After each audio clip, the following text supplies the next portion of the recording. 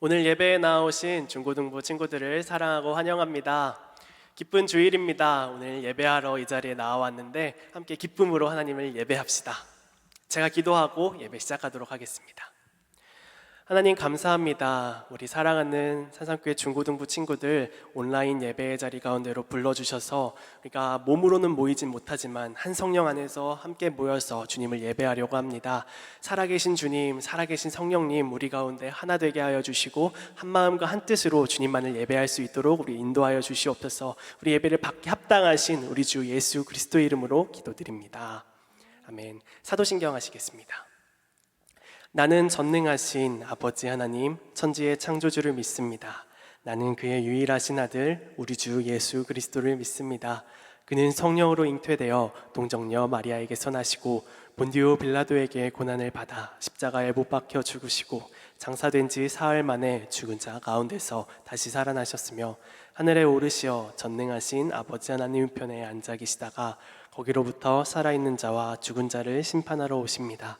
나는 성령을 믿으며 거룩한 공교회와 성도의 교제와 죄를 용서받는 것과 몸의 부활과 영생을 믿습니다. 아멘. 찬양으로 하나님께 나아갑시다.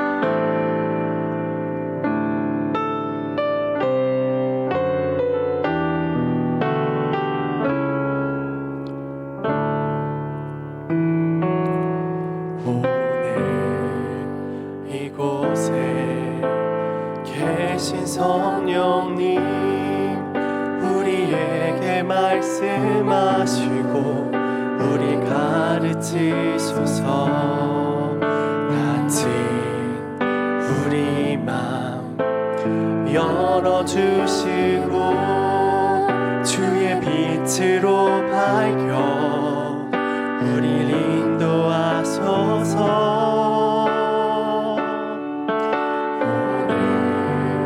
이곳에 계신 성령님 우리에게 말씀하시고 우리 가르치소서. 낮은 우리 마음 열어주시고 주의 빛으로 밝혀 우리를 인도하소서. 주님보다 앞서지 않고 겸손하게 주님의 말씀 기다리니 주님 손에 우릴 드립니다. 사랑으로 인도하소서. 오늘 이곳에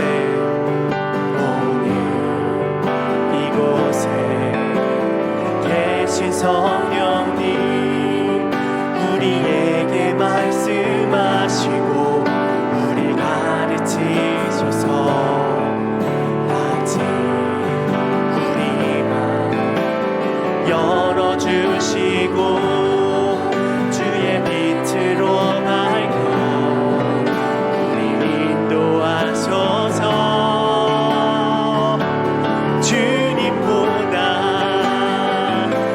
서지 않고 겸손하게 주님의 말씀 기다리니 주님 손에 우릴 드립니다. 사랑으로 인도하소서. 주님보다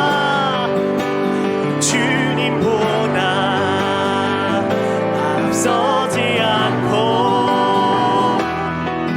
겸손하게 주님의 말씀 기다리니 주님 손에 우릴 드립니다.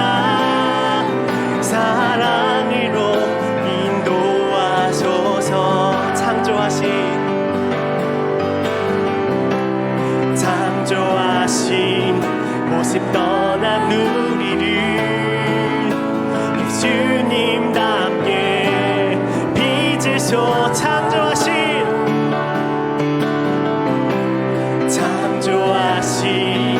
모습 떠난 우리를 예수님답게 빚으소서.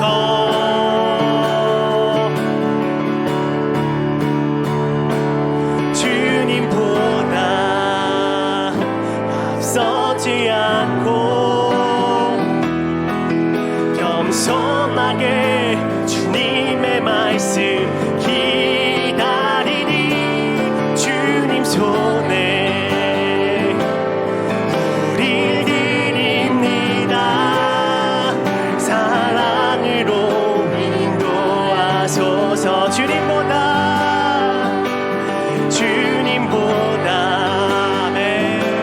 앞서지 않고 겸손하게 주님의 말씀 기다리니 주님 손에 우릴 드립니다. 사랑으로 인도하소서. 사랑으로 인도하소서.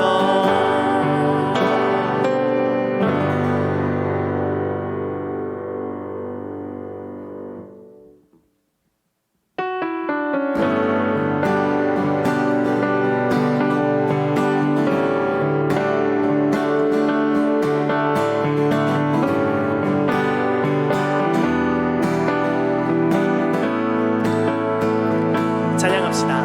주의 집에 거하는 자 항상 주 찬송하니 시온에 내려가 있고 힘없는 자 복이 있네. 주의 집에 거하는 자 항상 주 찬송하니 시온에 내려가 있고 힘없는 자 복이 있네. 주 얼굴 볼 때까지 힘을 얻어가리. 들으소서 만군의 주 하나님 구하오니 이 땅 축복하소서. 주의 집에 거하는 자 항상 주 찬송하니 시온에 내려가 있고 힘없는 자 복이. 주의 집에 거하는 자 주의 집에 거하는 자 항상 주 찬송하니 시온에 내려가 있고 힘없는 자 복이 있네. 주 얼굴 볼 때까지 힘을 얻어가리. 들으소서 만군의 주 하나님 구하오니 이 땅 축복하소서.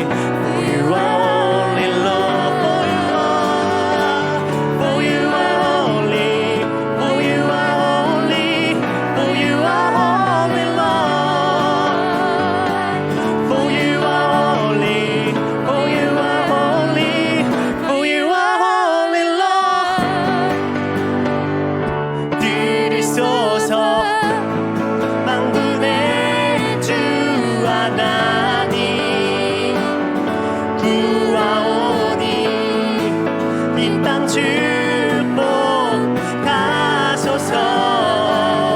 들으소서.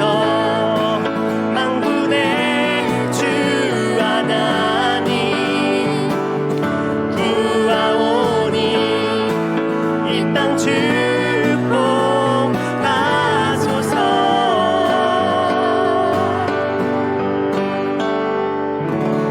아멘.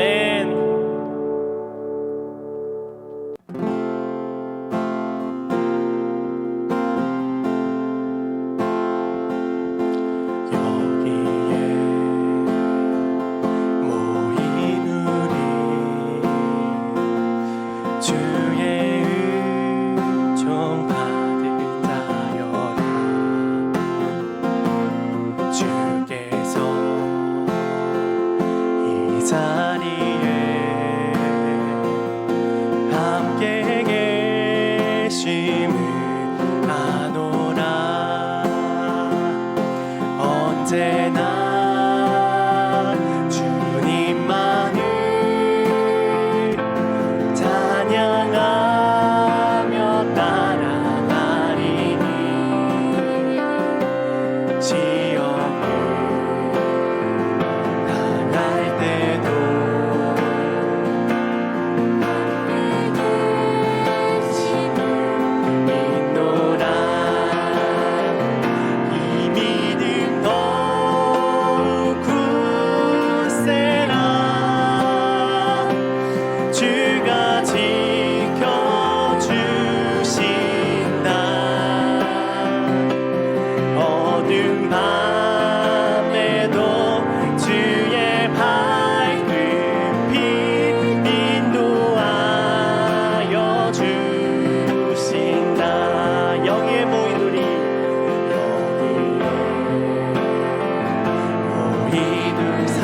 주의 자녀라. 사랑받는 주의 자녀라. 주께서 뜻하신 바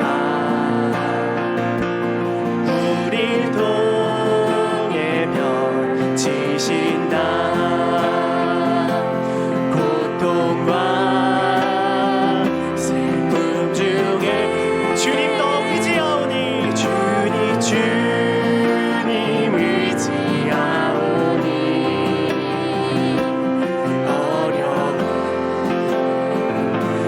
이겨내고 주님 더욱 찬양하라. 이 믿음 더욱 굳세라. 주가 지켜주신다. 어두운 밤에도 주의 밝은 빛 인도하여 주. 한 번 더 고백합시다. 이 믿음 더욱 굳세라. 이 믿음 더욱 굳세라. 주가 지켜주신다. 어두운 밤에도 주의 밝은 빛 인도하여 주신다. 이 시간 기도하면서 나아갑니다. 주님께서 우리와 함께 하시기 때문에, 주님께서 우리를 지켜주시기 때문에 우리의 믿음을 강하게 하여서 주님과 함께 하면서 주님을 예배할 수 있음을 고백합니다. 주의 이름 한번 부르시면서 주님 우리와 함께 하여 주시옵소서. 나의 예배를 받아주시옵소서. 이런 기도 제목으로 기도하길 원합니다. 기도하겠습니다. 주님 감사합니다. 주님 우리에게 믿음을 주시고 주님과 함께 하심을, 동행하심을 알게 하시니 감사합니다. 그 마음을 가지고 예배 자리로 나아갑니다. 주님 우리의 찬양을 받아주시고 우리의 기도를 들어주시고 우리에게 말씀하여 주시옵소서. 주님께로 온전히 나아가길 원합니다. 주님께 드리는 간절한 예배가 하나님께 온전히 상납되기를 원합니다. 중고등부 친구들 한 명 한 명이 자기 자리에서 드리는 그 예배 가운데 주님 성령 하나님 함께하여 주셔서 우리 예배를 기뻐하여 주시고 우리 예배를 받아주시옵소서. 주님 하나님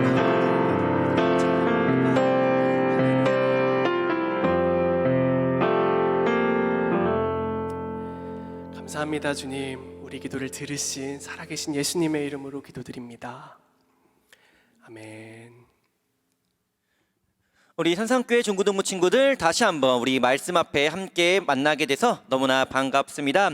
우리 저번 주 말씀은 사마리아 여인과의 대화를 통해서요, 우리는 우리 인생의 갈망과 신앙의 관계를 살펴보았습니다. 저번 주 본문 말씀이 좀 길었어요. 그리고 대화 내용도 좀 어렵다 보니까 설교가 전체적으로 좀 어렵게 느껴진 부분이 없잖아 있어서요, 오늘은 비교적 짧고 쉬운 본문으로 말씀을 준비하려고 노력했습니다. 정말 최선을 다해 노력했어요. 그런데요, 미안해요, 실패했어요. 정말 열심히 노력해봤는데 역시 쉬운 건 어렵게 말하고 어려운 건 어렵게 말하기를 좋아하는 진도사님이다 보니까 이런 작업이 쉽지 않네요. 네, 그래서 오늘 본문 말씀도요, 우리 저번 주처럼 짧게 읽고 나머지 말씀은 설교 중간중간 자막 화면으로 나오는 말씀으로 함께 보는 걸로 하겠습니다. 원래 오늘 본문의 말씀은요, 출애굽기 16장 2절부터 36절까지 말씀이거든요. 저번 주를 능가하는 범위죠. 자, 이 범위를 좀 줄여서요, 16장 16절부터 20절까지만 우리 함께 읽도록 하겠습니다. 16절부터 함께 읽겠습니다. 여호와께서 이같이 명령하시기를, 너희 각 사람은 떡 먹을 만큼만 이것을 거둘지니 곧 너희 사람 수요대로 한 사람의 한 오멜씩 거두되 각 사람이 그의 장막에 있는 자들을 위하여 거둘지니라 하셨느니라. 이스라엘 자손이 그같이 하였더니 그 거둔 것이 많기도 하고 적기도 하나 오멜로 되어 본즉 많이 거둔 자도 남음이 없고 적게 거둔 자도 부족함이 없이 각 사람은 먹을 만큼만 거두었더라. 모세가 그들에게 이르기를, 아무든지 아침까지 그것을 남겨두지 말라 하였으나 그들이 모세에게 순종하지 아니하고 덜어는 아침까지 두었더니 벌레가 생기고 냄새가 난지라. 모세가 그들에게 노하니라. 아멘. 저는 2021년 중고등부를 담당하게 되면서요, 오늘을 제외하고 지금까지 총 4번의 말씀을 전했습니다. 그리고 제 나름대로 그 설교 말씀을 준비하면서 가장 많이 고민하고 기도했던 부분은 인생, 즉 신앙적 삶이었어요. 저와 중고등부 친구들 그리고 우리 중고등부 선생님들 인생에서 그 삶 가운데서 어떻게 하면 신앙의 모습을 비추고 신앙의 열매를 맺을 수 있을까, 이것을 참 많이 고민하고 기도했습니다. 그래서 우리 첫 번째 설교는요, 우리 인생에서 영적으로 승리하는 3가지 방법이었고요, 두 번째는 우리의 인생에서 예수님의 일하심을 깨닫는 방법이었고, 또 세 번째 우리의 인생을 반석 위에 세우는 방법, 네 번째 지난주 설교죠. 지난주에는 우리 인생의 갈망을 채우는 방법으로 말씀을 전했습니다. 자, 그러면 여기서 가벼운 질문 하나 드리겠습니다. Q&A는 아니고요, 그냥 가벼운 질문입니다. 크리스찬 신앙인의 인생을 설명할 때 가장 많이 사용되는 성경의 장소는 과연 어디일까요? 네, 아는 친구들도 있겠지만 바로 광야입니다. 광야는요, 물은 고사하고 풀 한 폭이 찾기 힘든 그런 장소였어요. 그렇다면 왜 광야가 오늘날 이 땅을 살아가는 신앙인들, 크리스찬의 인생을 설명하는데 가장 많이 사용되는 것일까요? 그 이유는 바로 이집트의 노예였던 이스라엘 민족이 출애굽을 통해 하나님의 백성으로 거듭나고, 그 거듭난 이후에 하나님의 백성으로 훈련받고 연단받게 되는 장소가 바로 광야이기 때문입니다. 이스라엘 백성은요, 그 척박한 광야에서 무려 40년을 살았습니다. 놀랍죠? 그런데 그들이 40년이란 긴 세월 동안 광야에서 지낼 수 있었던 이유는 크게 2가지였어요. 먼저 하나는 그들을 지키고 보호해 주었던 하나님의 구름 기둥과 불 기둥이 있었고요. 다른 한 가지는 바로 그들이 주식으로 먹었던 만나라는 음식이 있었기 때문입니다. 그리고 오늘은 이 2가지 중에서 우리가 만나에 초점을 좀 맞춰서 말씀을 살펴보려고 합니다. 하나님께서 이스라엘 백성에게 아직 그 자막 아니에요. 네, 하나님께서 이스라엘 백성에게 광야에서 주셨던 만나는 과연 어떠한 음식이었으며, 더 나아가 만나의 특징을 통해서요, 만나 안에 담긴 우리의 신앙적 삶의 방향을 함께 살펴보도록 하겠습니다.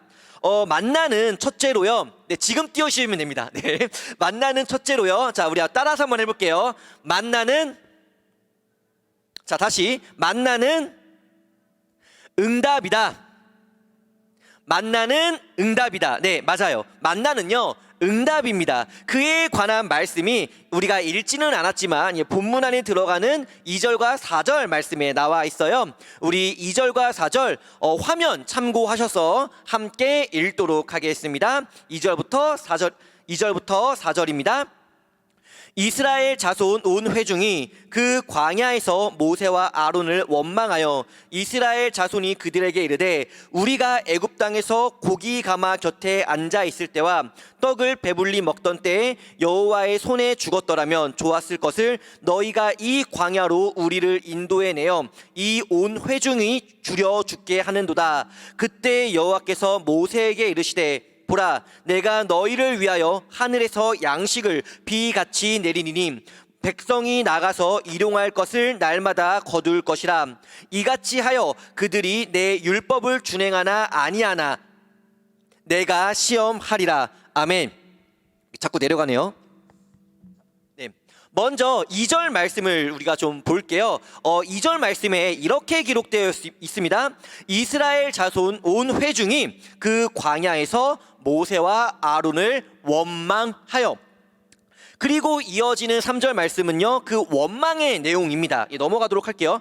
여기까지만 들으면요, 조금 의문이 들 수도 있을 거예요. 분명 제가 앞서서 만나는 응답이다 라고 말씀드렸는데, 그렇다면 만나는요, 원망의 응답인 것인가? 라는 의문을 가질 수도 있을 거예요. 그리고 이것은 우리가 가지고 있는 신앙적인 상식에서 본다면 상당히 이상하게 들릴 수밖에 없죠. 왜요? 원망은 부정적인 것인데 그 부정적인 행동의 결과가 하나님의 은혜라니 좀 이상합니다. 만약 2절 말씀이 원망이 아니라 모세와 아론에게 부르짖었다 이렇게 기록되어 있으면 모릅니다. 하지만 구약 성경 원어로 봐도요, 이 부분은 와일리누라고 기록되어 있고요, 와일리누는 히브리어로 원망하여입니다. 즉 원망한 게 맞아요. 오역이 아닙니다. 그런데 백성들의 이 원망에 대해서요, 하나님께서는 어떻게 반응하십니까? 만나라고 하는 4절의 표현처럼요, 하늘에서 비같이 내리는 양식으로 응답해 주셨다라는 거예요. 복되고 또한 은혜롭게 반응해 주셨다라는 겁니다. 좀 아이러니하죠. 이 장면을 설명하기 위해서요, 한 가지 전도사님의 그 경험으로 좀 예시를 들어볼게요. 여러분들도 마찬가지겠지만요, 어릴 때 혹시 친구가 가지고 있는 장난감이나 인형을 부러워해 본 적 있으신가요? 그것이 부러워서요, 막 부모님께 떼써본 적 다들 있으시죠? 여러분들의 친구가 부동산이나 삼성전자 주식을 갖고 있진 않을 거니까 그냥 장난감과 인형으로 예로 들게요. 전도사님이요, 어릴 때 친구가 가지고 있던 볼트론이라는 장난감이 있었어요. 그게 정말로 너무 갖고 싶었는데, 그 볼트론이라는 장난감이요, 사자 5마리 로봇이 이제 합체하는 그런 로봇이었거든요. 그래서 그거 하나 가지고 있으면 일단 합체 로봇뿐만 아니라 사자 로봇 장난감 5개를 동시에 얻는 거라서 막 그거를 어머니께 사달라고 막 떼쓴 적이 있었습니다. 그렇게 떼를 쓰면서 보통 이제 뭐라고 떼를 쓰냐면은, 나도 사줘, 쟤 있는데 난 없잖아, 엄마 미워. 물론 지금은 사랑합니다. 네, 아무튼 이렇게 알게 모르게 우리가 떼를 쓰고 그럴 때마다 부모님을 원망하는 말을 하게 되죠. 그리고 이럴 경우에 대부분의 부모님들은요, 아마 둘 중 한 가지의 모습을 보여주실 거예요. 하나는 그래 사줄게 라고 말씀하시는 상상 속의 부모님, 그리고 또 하나는 이 새끼 죽으려 이러는 현실 속의 부모님. 자, 그러면 여기서 또다시 가벼운 질문 하나를 좀 드릴게요. Q&A 아닙니다. 이건 자막도 준비되어 있지 않은 질문이에요. 가벼운 질문. 그래 사줄게와 이 새끼 죽으려고 해, 이 두 모습에서요, 응답은 무엇입니까? 네, 바로 둘 다 응답입니다. 그래 사줄게라는 이 반응은 부정적인 원망에 대하여 은혜로운 응답인 것이고요. 혼내키는 그런 모습은요, 부정적인 원망에 대응하는 결과적 응답이라고 볼 수 있다라는 겁니다. 그렇다면 응답하지 않는 것은 무엇입니까? 네, 사주지도 않고 혼내지도 않는 것, 말 그대로 일십하는 것이 무응답이죠. 이스라엘 백성이 광야에서 먹을 것 하나 없다는 그런 원망이에요. 차라리 우리를 애굽에서 죽이지 그랬느냐라는 그 원망에 하나님께서 하늘의 양식 만나를 주셨다라는 것은요, 분명 만나를 주셨다라는 건 역시 이와 같은 분명한 응답이었다라는 겁니다. 하지만 이 응답을 통해서 우리는 결코 오해하거나 착각하면 안 되는 것이 있습니다. 무엇이냐? 우리가 하나님을 원망하면 하나님은 그럼에도 우리에게 은혜로 응답해 주신다 라고 생각하면 안 됩니다. 원망은요, 결국 이 이스라엘의 원망은 쌓이고 쌓여서 이스라엘 민족 광야 1세대가 모두 광야에서 죽게 되는 결정적인 이유로 작용합니다. 나중에 기회가 되면 설교해 드리겠지만요, 이후 이스라엘 백성은요, 목적지 가나안 땅을 정탐한 후에 가나안 땅의 그 정탐 결과를 듣고 하나님을 원망합니다. 이때는 좀 세게 원망해요. 그리고 이 원망의 결과로 이스라엘 민족의 광야 1세대는 여호수아와 갈렙을 제외하고는 누구도 가나안 땅을 밟지 못한 채 광야에서 죽습니다. 최종 목적지에 들어가지 못한다라는 거예요. 그 1세대의 자손들 광야 2세대가 가나안 땅을 들어가게 되죠. 여호수아와 갈렙 말고 모두 죽었다. 전도사님, 그럼 모세는요? 모세 역시 못 들어갑니다. 물론 모세는 좀 다른 이유였고요, 그거는 나중에 기회가 되면 말씀드릴게요. 어쨌든 응답으로 주신 만나를 통해서요, 우리가 깨달아야 할 건 바로 이겁니다. 응답이라는 것은요, 하나님께서 우리와 가까이 계시다라는 거예요.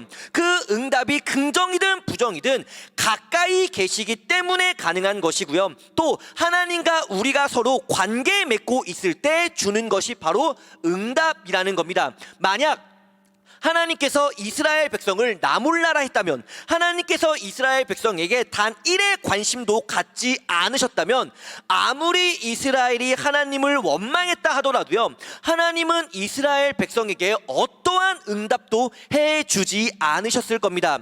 하나님은요, 이스라엘 백성과 함께 하셨습니다. 혹시 스파르타로 유명한 영화 300 보셨습니까? 네, 안 돼요. 청불이에요. 보지 마세요. 하지만 저는 봤습니다. 성인이니까. 네. 아무튼 그 영화 도입부를 보면요, 스파르타는 자식을 진정한 용사로 키우기 위해서 아기 일대기 낭떠러지로 떨어뜨려서 혼자 힘으로 스파르타로 돌아오게 한다라는 매우 아동 학대적인 내용의 그런 도입부가 있는데, 그것과는 다르다라는 거예요. 하나님은요, 자기 백성을 광야에 툭 던져놓고 나몰라라면서 너희들 힘으로 알아서 잘 살아봐 라고 하시는 분이 아니라 구름기둥과 불기둥으로 이스라엘 백성과 함께 광야를 거닐고 함께 광야에 계셨다라는 겁니다. 출애굽기 16장 10절 한번 함께 읽어볼까요? 16장 10절 함께 읽겠습니다. 시작. 아론이 이스라엘 자손의 온 회중에게 말하매 그들이 광야를 바라보니 여호와의 영광이 구름 속에 나타나더라. 여호와의 영광, 하나님 어디에 계셨습니까? 구름 기둥 속, 그 구름 기둥을 볼 수 있었던 곳 광야.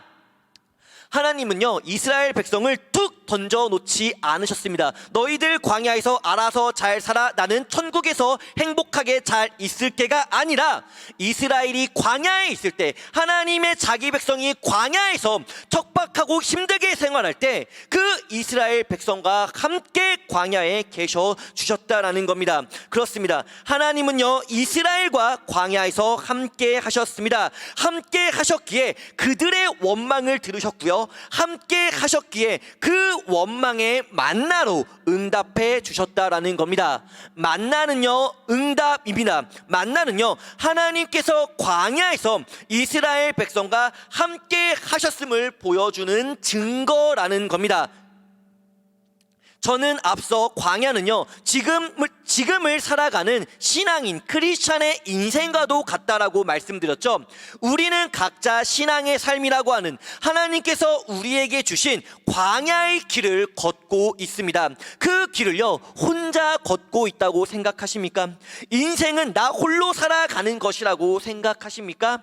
결단코 아닙니다. 하나님은 우리와 함께 하시고요, 우리와 함께 우리의 인생길을 걸어가 주시는 그런 분이십니다. 우리 인생이란 광야에서요, 우리를 버려두지 아니하시며 언제나 우리와 함께 하시고 나와 함께 걸어가 주시는 분이 바로 하나님이시라는 거예요. 마태복음 28장 20절, 볼지어다 내가 세상 끝날까지 너희와 항상 함께 있으리라 하시니라. 잠언 16장 9절입니다. 사람이 마음으로 자기의 길을 계획할지라도 그의 발걸음을 인도하시는 이는 여호와시니라. 믿으십니까? 아멘. 우리의 인생에서 우리와 함께 하시는 하나님, 우리를 붙드시고 우리를 지키시고 우리를 이끄시며 우리 인생의 주관자 되시는 하나님의 손을 믿음으로 굳게 잡고 우리에게 주어진 신앙의 광야를 주님과 동행하는 저희 모두가 되시기를 주님의 이름으로 소원합니다. 만나는 응답이다. 이것이 첫 번째입니다. 그리고 두 번째는요, 이 역시 우리 한번 따라해 보도록 할게요. 만나는 땅에서 주어지는 하늘의 은혜이다. 자, 이것이 무슨 말이냐? 먼저 우리 말씀을 좀 보도록 하겠습니다. 출애굽기 16장 4절 그리고 14절 두 구절의 말씀을 읽도록 하겠습니다. 우리 먼저 4절부터 읽을게요. 그때 여호와께서 모세에게 이르시되, 보라, 내가 너희를 위하여 하늘에서 양식을 비같이 내리니 백성이 나가서 일용할 것을 날마다 거둘 것이라. 이같이 하여 그들이 내 율법을 준행하나 아니하나 내가 시험하리라. 14절 읽겠습니다. 그 이슬이 마른 후에 광야 지면에 작고 둥글며 서리 같은 것이 있는지라. 아멘. 4절에 하나님께서는 모세에게요, 너희를 위하여 하늘에서 양식을 비같이 내리겠다라고 말씀해 주십니다. 그러면 이 말씀만 딱 들었을 때 상식적으로요, 만나는 어디에서 나타날 것 같나요? 당연히 하늘에서 비처럼 눈처럼 우박처럼 우수수 떨어질 것을 우리는 상상하게 됩니다. 하지만 실제로 만나가 생겨나는 장소는 어디였느냐?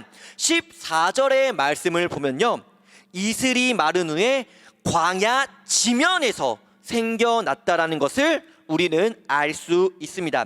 4절에는요 하늘에서 비같이라고 말씀해 주셨는데 14절에는요 광야 지면에서입니다. 그러면 생각해 볼 것은요, 만나는요 하나님의 은혜입니까? 은혜가 아닙니까? 이것을 보고 하늘에서 비같이 내린다고 말씀하셨는데 지면에서 생기는 걸 보니 이것은 하나님의 은혜가 아닌가 봐 라고 말한다면 그건 말입니까? 방구입니까? 만나는요 분명 지면 땅에서 생겨나요. 광야는요 일교차가 무척 큽니다. 일교차가 크면은 이슬이 맺혀요. 왜 맺힙니까? 전 문과입니다. 아무튼 만나는요 이 맺힌 이슬이 마르면서 지면에서 생겨납니다. 하지만 그 원천 만나가 비롯되는 곳은 바로 땅이 아니라 하늘, 즉 하나님의 은혜로 말미암은 것이란 겁니다. 많은 사람들이요 착각합니다. 땅에서 난 것은 하나님의 은혜가 아니라 사람들의 어떤 수고와 자신들의 노력의 결과라고만 생각합니다. 물론 수고 맞죠. 노력의 결과도 맞습니다. 하지만 과연 거기서 하나님의 은혜를 배제할 수 있을까요? 아니요, 전혀 그럴 수 없습니다. 농작물이 잘 자라기 위해서는요, 씨를 심을 수도 있는 땅이 필요합니다. 비도 필요합니다. 하늘이 필요합니다. 아무리 인간이 수고하고 노력해도요, 씨를 심고 뿌리고 거름을 줘도 천지의 창조주시며 주관자 되시는 하나님의 은혜가 없다면 그 노력의 씨는 말라 죽거나 혹 넘치는 급류에 휩싸이며 먼지가 되어버리고 말 겁니다. 고린도전서 3장 16절, 나는 심었고 아볼로는 물을 주었으되 오직 하나님께서는 자라나게 하셨나니. 아멘. 물론 이 말씀이 실제 농작물을 의미하지는 않아요. 농경직설 이런 거 아니거든요. 물론 영적 열매를 농작물로 비유하는 말씀입니다. 하지만 실제 농작물 역시 마찬가지죠. 사람의 수고와 노력은요, 심고 물을 주는 것 거기서 끝입니다.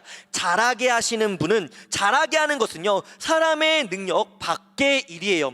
누구의 권한입니까? 자라게 하시는 분 오직 하나님의 능력이고 하나님의 은혜라는 겁니다. 이는 우리에게도요 분명히 적용됩니다. 열심히 공부해서 시험 100점을 맞았습니다. 수능 말고 기말이요.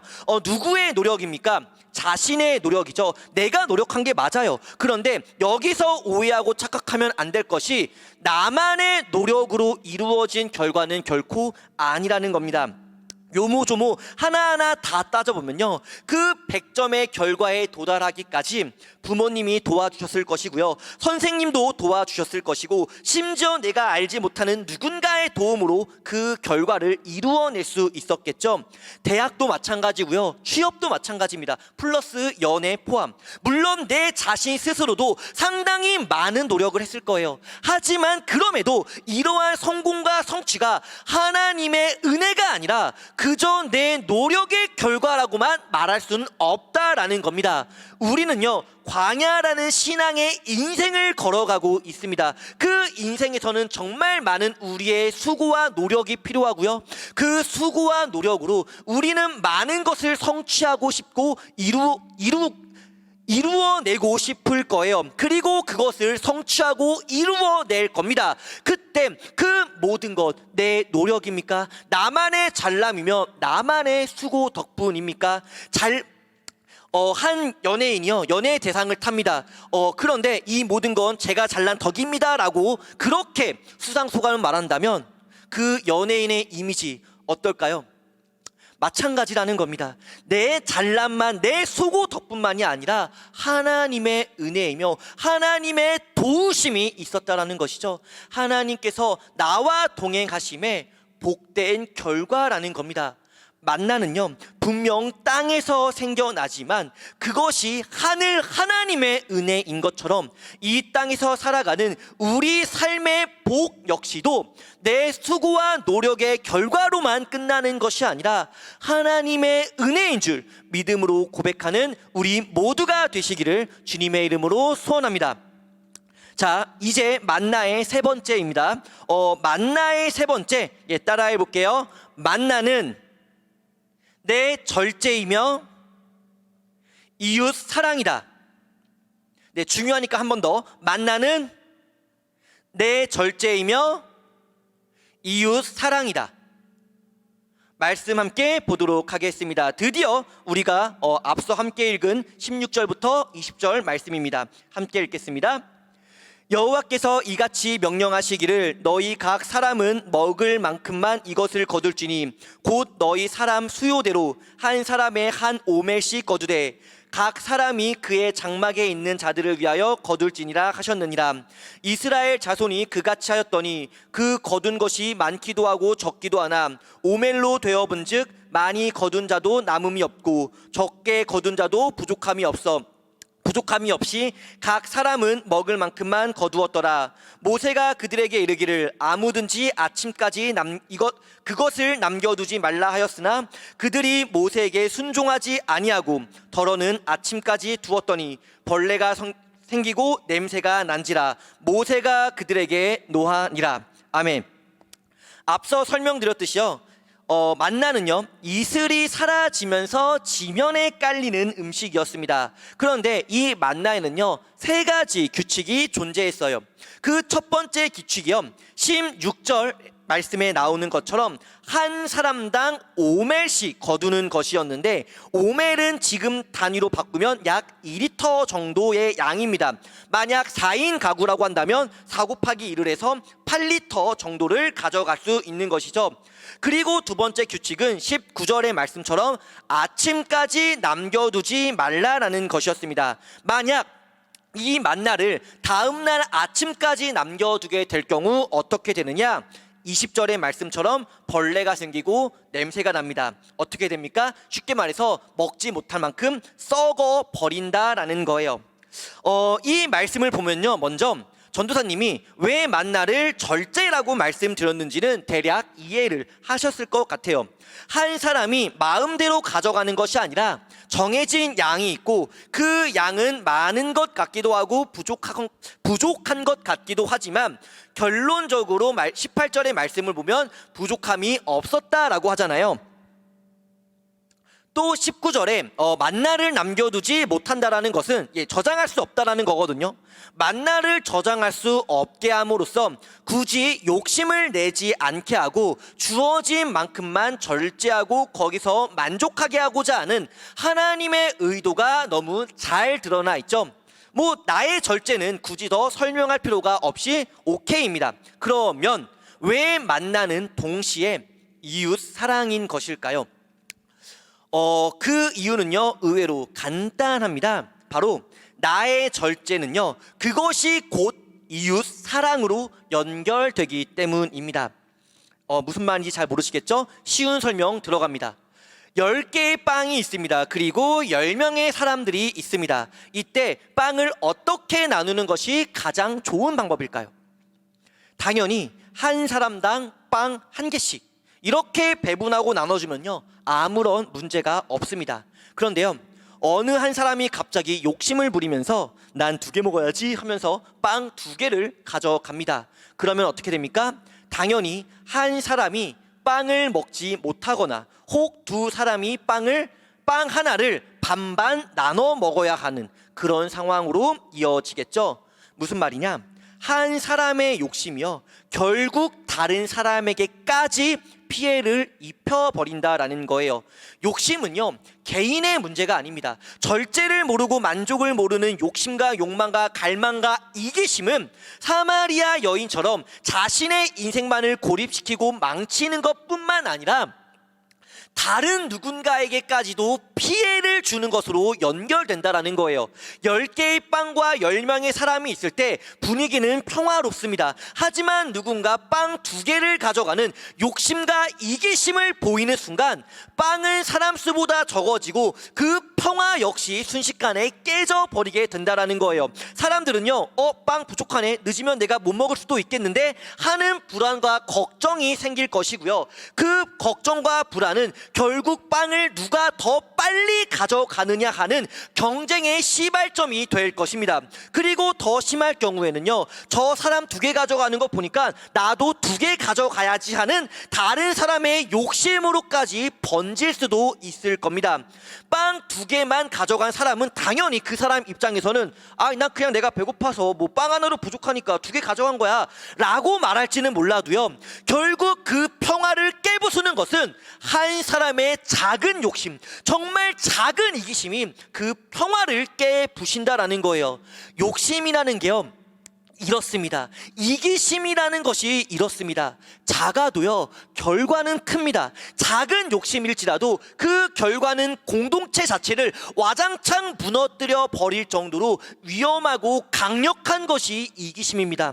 이스라엘 민족은요 민족이라는 이름의 공동체였습니다. 혼자 사는 것이 아니라 여럿이 함께 모여 사는 공동체였다라는 거죠. 그리고 그들이 처한 환경은 척박한 광야였습니다. 어찌 본다면 더더욱 이기심을 낼 수밖에 없는 그런 환경이었어요. 만약 이러한 환경에서 누군가 한 사람이 이기심을 부린다면 어떻게 될까요?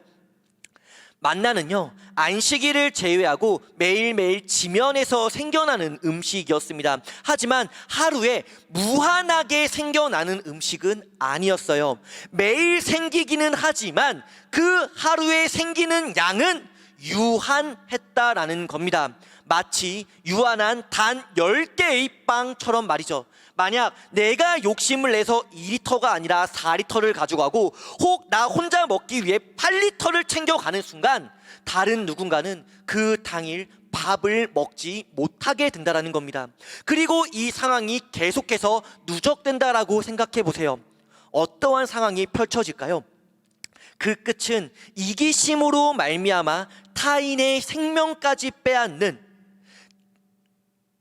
그런 선택으로까지 이어지지 않겠습니까? 마치 아포칼립스 세계관의 영화처럼요, 사람들이 이기심에 사로잡히고 이 사람이 없어야 내가 굶지 않고 이 사람이 없어져야 이 광야에서 내가 살아남는다, 이 결과로 이어질 겁니다. 놀라운 사실은요, 이 욕심과 이기심의 결말을요, 만나는 이미 알고 있었고 하나님께서는 만나를 통해 사람의 이기심과 욕심의 결말을 보여주고 계시다라는 겁니다. 몇 절? 20절에 기록되어 있죠. 20절 말씀 한 번만, 자막 감사합니다. 덜어는 아침까지 두었더니 만나를 축적한 겁니다. 모은 거예요. 어떻게 됩니까? 벌레가 생기고 냄새가 난지라. 욕심과 이기심의 결말 무엇입니까? 썩음입니다. 썩어져 버린다라는 거예요. 공동체를 썩게 만드는 것이 사람의 욕심, 이기심이라는 겁니다. 하지만 절제는요, 생명입니다. 내가 절제함으로써, 내가 그것으로 만족함으로써 다른 이웃과 더불어 살 수 있고 다른 이웃이 절제함으로써 내가 그들과 더불어 살아갈 수 있다라는 거예요. 나 혼자 사는 것이 아니라 내 이웃과 타인과 함께 살아가고자 하는 것, 이것은 당연히 이웃 사랑의 한 모습으로 보이지, 이웃 사랑의 한 모습이라고 말할 수 있지 않겠습니까? 그렇기 때문에요, 내가 절제하는 것은 곧 이웃 사랑으로 연결됩니다. 앞서 말씀드린 것처럼요, 이스라엘은 민족이라는 공동체였습니다. 공동체로서 그 척박한 광야를 살아갔습니다. 우리는요, 산상교회 중고등부라는 이름으로 묶여있는 예배 공동체입니다. 네, 우리도 공동체입니다. 지금은 비록 우리가 상황상 떨어져서요, 각자의 가정에서 온라인으로 예배를 드리지만 그럼에도 우리의 본질은 내가 아니라 우리라고 하는 예배 공동체인 것이고요, 저와 여러분들은 공동체로서 신앙의 삶을, 광야의 길을 걸어가고 있다라는 겁니다. 우리에게 주어진 광야의 길, 신앙의 인생 가운데 나의 절제와 만족으로 말미암아 내 이웃을 사랑하며 내 이웃을 살리며 살아가는 우리 모두가 되시기를 주님의 이름으로 간절히 소원합니다. 지금까지 만나의 특징 3가지를 함께 보았어요. 정리해 볼까요? 첫 번째 뭐였죠? 만나는 응답이다. 그리고 두 번째, 만나는 땅에서 주신 하늘의 은혜이다. 그리고 방금 말씀드린 세 번째, 만나는 나의 절제이며 이웃 사랑이다. 여기서 소름 끼치는 사실 한 가지 말씀드리겠습니다. 사실 저는 이번 설교를 준비하면서요, 만나의 특징을 총 6가지 준비했습니다. 그리고 방금 3번째 끝났어요. 소름이 끼치시죠? 남은 3가지는요, 우리 다음 주 말씀을 통해서요, 저가 여러분들께 말씀을 전달하도록 하겠습니다. 우리 오늘 앞서 보았던 만나의 특징 이 3가지를 기억함으로써 우리가 우리 인생의 그 광야의 길을 걸어감에 있어서 하나님께서는 우리와 함께 하시고 하나님께서는 우리에게 이 땅 가운데 복을 주시며 하나님의 은혜로 내가 절제하고 만족하며 이웃 사랑을 실천해 나아가는 우리 산상교회 중고등부 친구들, 그리고 선생님들, 여기는 편집 추가로 제가 되기를 주님의 이름으로 간절히 소원합니다. 우리 이 시간 광야의 그 말씀을 기억하면서 우리와 함께 하시고 우리를 지켜주시는 하나님을 고백하도록 하겠습니다. 나 비로소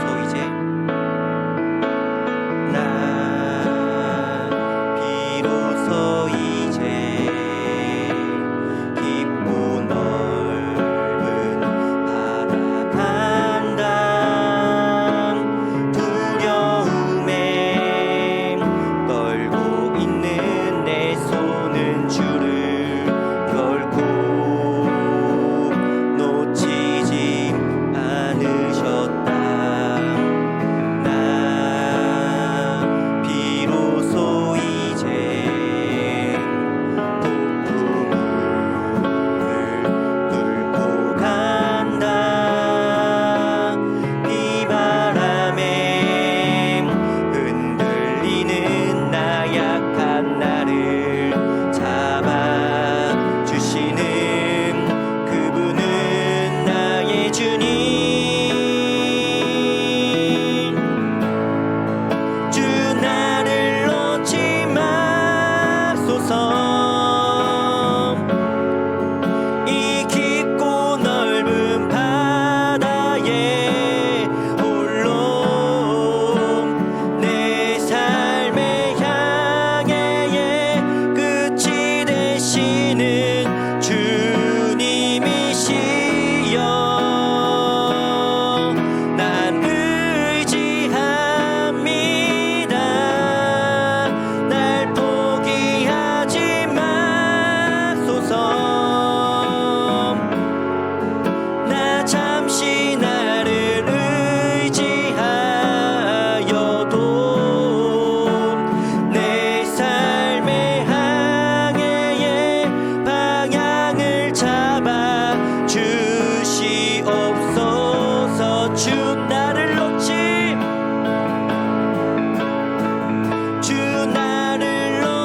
마소서. 이 깊고 넓은 바다에 홀로 내 삶의 항해의 끝이 되시는 주님이시여. 난 의지합니다. 날 포기하지 마소서. 나 잠시 나를 의지하여도 이 넓은 광야에 날 홀로 버려 두지 마소서. 우리 이 시간 잠시 함께 기도하는 시간 갖기를 원합니다. 우리의 인생은 넓은 광야와도 같습니다. 하나님이 우리와 함께하지 않으신다면, 하나님께서 우리에게 은혜 내려주지 않는다면 그 광야에서 우리는 살아갈 수 없음을 고백합니다. 주님, 이스라엘 백성을 구름기둥과 불기둥으로 지키시고 이스라엘 백성에게 만나를 주셔서 그들이 40년 동안 광야에서 살 수 있었던 것처럼, 주님, 우리들의 그 신앙의 광야의 길 가운데서 주님 저희와 함께하여 주시고 저희의 만나와 같은 일용할 양식을 주셔서라고 그 만나 안에 담긴 그 의미를 우리가 하나하나 기억하면서, 만나는 주님의 응답입니다. 만나는 하나님께서 우리에게 주시는 응답이며 이 땅을 살아가는 우리에게 주시는 하나님의 은혜이며, 만나는 내 절제이며 이웃을 사랑하는 우리의 그 삶의 실천이 담겨있음을 기억하면서 우리 이 시간 함께 기도하는 시간 기원합니다. 우리 함께 기도합니다. 사랑과 은혜가 충만하시는 지금 시간 가운데 주님께서 정말 그 이스라엘 광야에서 이스라엘 백성이 함께하셨던 그 모습처럼, 우리 함께하여 주셔서 구름기둥과 불기둥을 지켜주셨던 그 모습처럼 저희와 함께하여 주시옵소서. 임마누엘 되신 하나님, 정말 영원히 우리 함께 하신다는 그 예수님의 그 마지막 말씀을 따라서 저희가 이 시간 가운데 주님을 의지하며 나아가기 원합니다. 보혜사 성령님께서 저희와 함께하여 주시면 믿습니다. 임마누엘 하나님께서 우리 함께하여 주시면 믿습니다. 주님과 함께 동행하는 이 삶이 되게 하여 주셨고 이 광야 같은 삶이 되게 하여 주셨고, 주님 이 만나를 통해서 이스라엘 백성을 먹여주셨던 것처럼 저희에게도 일용할 양식을 내려주시면 믿습니다. 그 일용할 양식 가운데서 주님 이 모든 것이 하나님의 은혜이며 하나님의 은혜이며, 그렇게 그 하나님을 믿고 의지하며 내가 내 이웃을 사랑하며 살아가는 우리의 삶이 되게 하여 주시옵소서. 주님, 우리 함께 주기도문으로 오늘 예배 모두 마치도록 하겠습니다. 하늘에 계신 우리 아버지, 아버지의 이름을 거룩하게 하시며 아버지의 나라가 오게 하시며 아버지의 뜻이 하늘에서와 같이 땅에서도 이루어지게 하소서. 오늘 우리에게 일용할 양식을 주시고 우리가 우리에게 잘못한 사람을 용서하여 준 것 같이 우리 죄를 용서하여 주시고 우리를 시험에 빠지지 않게 하시고 악에서 구하소서. 나라와 권능과 영광이 영원히 아버지의 것입니다. 아멘.